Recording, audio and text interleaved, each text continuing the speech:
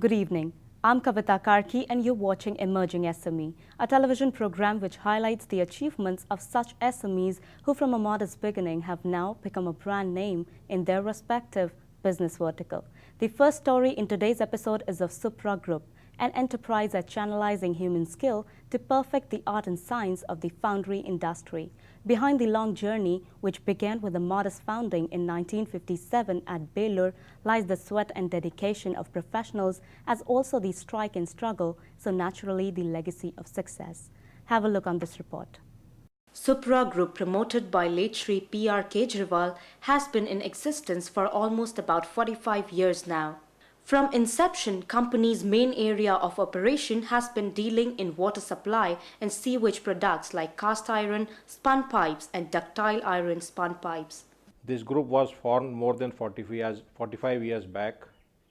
From inception, Supra Group has been dealing mainly in water supply and sewerage pipes, fittings and valves, that is cast iron and ductile iron. We have also been dealing in construction materials, fabricated items, commodity items, etc.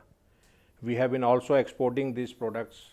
In 2005, the group ventured into SHP sector to explore the opportunity for harnessing the hydropower, an efficient and reliable form of energy.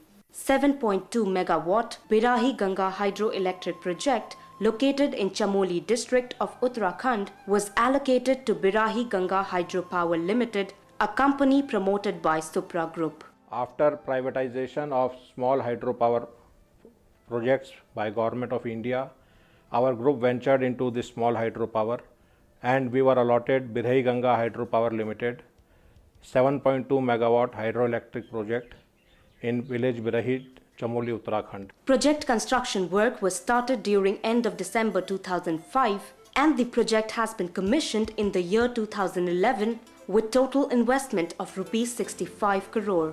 Birahi Ganga Hydropower Limited is 7.2 megawatt plus 10% overload hydroelectric project located in village Birahi of Chamoli district of Uttarakhand. Electricity generated from the plant is being supplied to Uttarakhand Power Corporation Limited. Company is generating green power and is also registered under CDM mechanism with UNFCCC.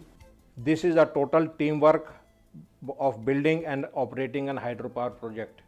During construction, the consultants to the projects were Dr. Hutraf and Partner India Private Limited. They are a German-based consultant with their head office in Germany. The civil construction was done by Himalaya Construction Company Private Limited, New Delhi. Hydromechanical works were done by Anju Industries, Chandigarh, and process equipment, Ponta Sahib. The electromechanical works were done by HPP Energy India Private Limited, based at Noida. The other project undertaken by Supra Group is Yoginder Powers Limited. The project was taken over from other promoters. This project has been commissioned in June 2016. This is 5 megawatt plus 20% overload hydroelectric project in village Jalari of Kangra district in Himachal Pradesh. Availability of water is good and discharge volume is enough for further adding one more unit in the project. The project is also registered under CDM mechanism with UNFCCC. The electricity generated from this power plant is being sold through open access to big houses. Both these projects are contributing to meet the growing power needs in the region and meeting the renewable purchase obligation. It has also contributed in the economical development of the surrounding projects areas. These projects have not only brought economic prosperity in nearby area but also improved the livelihood of people in the project vicinity. Land acquisition for hydropower projects is a major concern during construction of these projects. Central government as well as state government, they should provide land duly cleared from all problems to the developers so that they are in a position to complete the project in time. Another major hurdle which the promoters face during construction is the local villagers' problem. The central and state government people, they should educate the people and inform them that the projects which are coming in their area are for their upliftment and for their better economy. That these projects will help them, they will provide electricity in the region, And besides this, these projects will also better the economy of the area due to development of these projects in the area. Birahi Ganga Hydropower Limited is committed for social as well as economic development of the local society. To empower local community, several works were awarded to local contractors and laborers during construction and even during operation period. Employment to local people in the plant was provided, and today around 92% of the total people employed are locals. We are committed for social as well as economic development of the region. During construction, several works were awarded to the local villagers. Even after operation, majority of the staff being employed is from the local area. At present, more than 92% of the staff being employed by us from the local area. To meet its CSR obligation, company has also undertaken several activities in surrounding areas of the project site. The company has undertaken various CSR activities, some of them being we have constructed village water pipeline for entire village Birahi. We have also constructed forest boundary wall, Dharamshala and temple for village Shrikot, district Chamoli. We have also constructed a bridge in village Birahi which is being used by local villagers. We have also constructed drinking water facilities in district Chamoli, Uttarakhand. And likewise, we have done several CSR activities in the region. Mr. Sushil Kejriwal received Supreme Engineering Award in 2012 for highest standards of excellence in engineering under the category Time Saving, Cost Saving, organized by Economic Research India. Small hydro projects are purely renewable in nature. In small hydropower projects, we are generating electricity 24 hours, unlike in solar projects where generation is purely dependent on sun rays. In small hydropower, we are not polluting, and thus carbon emission is also nil. Moreover, for small hydro projects, we do not require much land, and therefore this is purely renewable power projects and is helping in meeting the power requirement of the country in purely renewable green manner.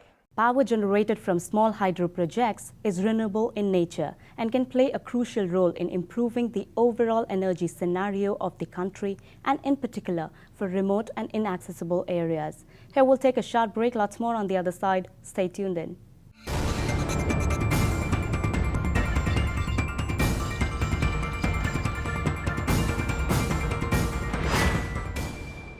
Welcome back. The next story in today's episode is of Frontier Medival, India's first medical science park developed by Frontier Lifeline Hospitals and Dr. K.M. Sherian Heart Foundation.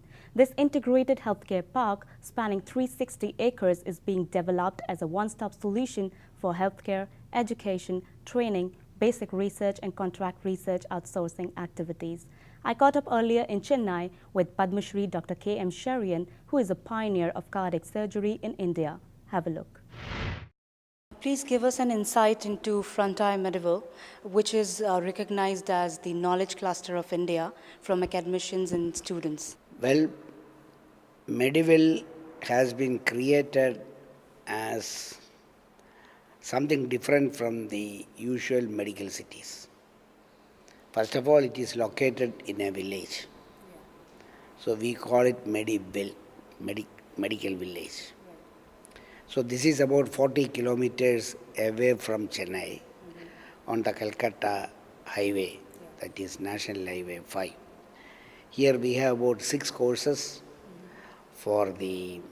starting from people who have finished the 10th standard, then 12th, leading them to a degree, and then those who have finished already BSc degree, they can do a MSc, and we have up to PhD. What are the basic needs of a research park?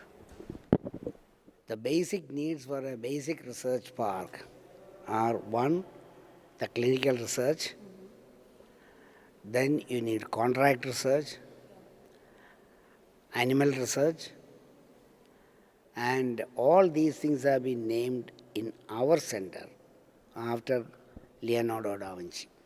Please tell us about the animal research that takes place at this facility in Medival. As I mentioned earlier, the regulatory certifications, like say especially from CPSCA and ICMR, DCGI, these are all important. We are lucky to have permission to conduct and breed animals, small animals and large animals. We can breed up to 500 large animals. And most of the large animals what we use are the dogs, sheep and pigs. Small animals is mainly rats, mice, rabbits, etc. Please tell us about the facilities that you have for animal research in Medival. This lab at present we are using for stent studies for a company. They are making the bioabsorbable stents. So this is an exclusive facility only for animals. So I don't think there are many facilities like this in India where a cath lab is there only for pigs and sheep. We are around so many specimens here. So, what is unique about your cardiac pathology museum? I feel that this is the largest cardiac pathology museum at least in Asia. Okay. And it has got more than 7,500 specimens. And it shows the comparative pathology and the development. So starting with Lucy, which is 3.5 million years old, the replica, and the skeleton, but once the sapiens became Homo sapiens. Yeah. And look at all these specimens. These are all different congenital malformations. And these are all the aortic problem, aneurysm, atherosclerosis, etc. And there are so many specimens which are still in the bottles, jars, because we do not have enough jars. But we have in fact put up a small factory to make these jars. As I said, we have got all types of hearts where the diseases have been described. So it is very easy for medical students, cardiac pathologists, pediatric cardiologists, cardiac surgeons, everybody to come and see about the anatomy. And we have well-trained people and comparative. Say for example, this is a very rare specimen. This is an African lungfish where the fish has got lungs. As we know, usually the fish breathes through the gills. So this has got lungs. Now we have some specimens of elephant's heart. You see, look at the size. Bull's heart, buffalo heart, all types of hearts are here. So this is a very unique collection. And the anaconda there. Yes, from Venezuela. Frontier Lifeline is India's first SEZ in Medical Science Park. So, what are the advantages of this SEZ? The SEZ has been a new concept at that time. And that was to initiate and as well as support new ventures in the field of industry. And we were the first one to start an SEZ in the medical field. So this happens to be the first medical SEZ. The advantages are as such for any other SEZ. What is number one? You get a lot of duty exemptions. Number two is that you can get what do you call offshore banking facilities. Up to $500 million can be brought in without any questions asked. And if you invest, whatever is the return, you don't have to pay anybody anything for 3 years.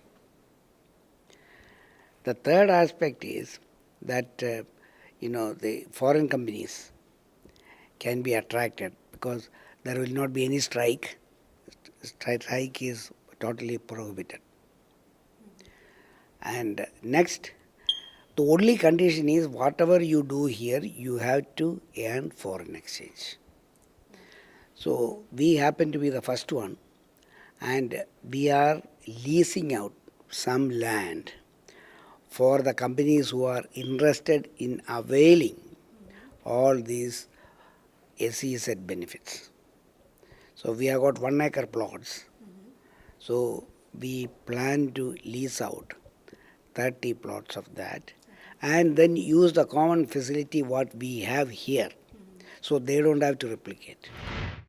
The biohospital in Frontier Medival is the first of its kind in India and seeks to harness India's traditional and alternate medicinal technologies such as Ayurveda, naturopathy and Siddha. This National Medical Science Park aims to be the hub for research, training and treatment with specific focus on regenerative medicine. Here we'll take another short break. Keep watching Emerging SME.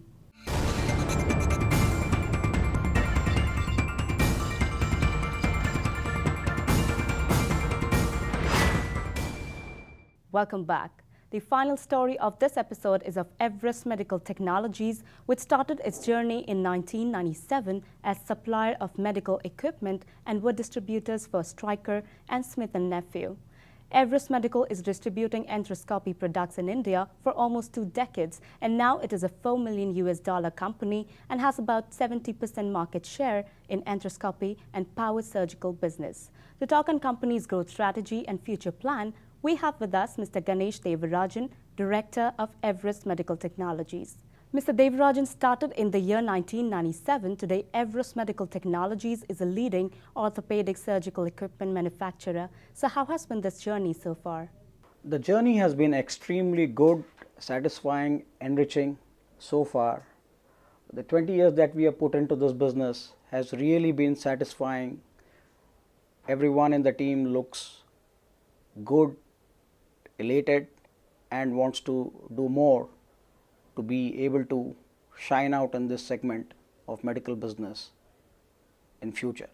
What is the major product range of Everest Medical Technologies? Everest Medical Technologies has been dealing with implants and equipments from orthopedic business, and we've been largely catering to arthroscopic equipments and implants. And also we've been doing business in powered surgical equipments which help in doing the joint replacement surgeries in medical business. We have recently also gotten physiotherapy and rehabilitation products which help in early recovery after surgery, and this is one of our recent additions. Mr. Devarajan, who all are your major clients in India? Our major clients in India are hospitals, government-run medical colleges, government-run medical hospitals, private corporate hospitals, nursing homes, and individual orthopedic surgeons. Also, we have been selling quite a few of our equipments overseas in the markets of East Africa, which has such as countries like Nigeria, Kenya, Tanzania, and also we have sold some equipments in Papua New Guinea, Sri Lanka, and Nepal. What gives an edge to Everest Medical Technologies with respect to other manufacturers in the same business domain? Everest has been in business for about 20 years, and we have a good customer relations. We have been holding on to this customer relations for 20 years. Our trained and skilled manpower has been delivering what we have promised to the customers. We have a good set of after sales service setups for multinational companies in India. We have been reinventing business models to stay focused and evolve in our core competent areas, and we've been reasonably successful in keeping the competition at bay with our policies which are focused on the customers and is customer centric, and that has been one single strength for us, which has been keeping us going and keeping us successful almost 20 years now. Tell us about the most notable achievements of the company in the recent past. The most notable achievement in the recent past has been our analysis by the Chrysler India team, in which we have been rated as a fairly successful SME, that is small medium enterprise, and they have rated us really high in terms of profitability and in terms of our in our core competence areas, and I think that is one of the notable achievements in the recent memory that I have. Apart from this, we've also had innovations coming within the team within the company, which have been moving to develop products in arthroscopy implants, and we've been actually testing these implants in labs such as IIT, and we have been fairly successful in the lab tests, and the implants have shown promising results. We have been also associated with surgeons developing products of application in surgeries, and in a very short time we'll be announcing the launch of these products in the market. How has been the company's growth in the recent past, and what are your plans and strategies for the future of the company? Everest has been really doing well in arthroscopy business, which is the minimally invasive surgeries for the joints, and the power surgical instruments have been growing at about 15 to 20% for Everest every year. And we would like to stabilize and average out with about 20 to 25% market share, and maintaining the growth trajectory also at around 20% year on year basis. But the most focus that all of us as a team would want to do is try and make homegrown products in the segment that we are dealing in right now, and make it really cost saving and economical for the Indian patients.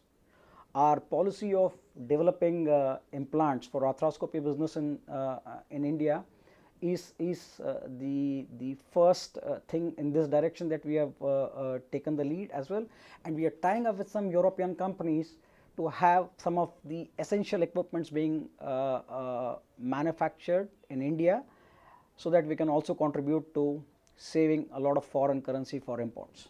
Being an SME, what were the major challenges that you faced initially, and what message would you like to give to other startup SMEs out there in order to create a success story?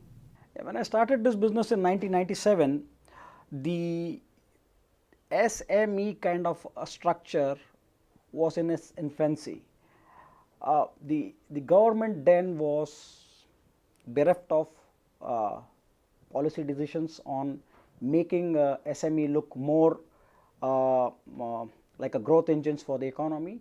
But over the years, I think the government has evolved policies and framed policies which have been encouraging entrepreneurs to start and run SMEs.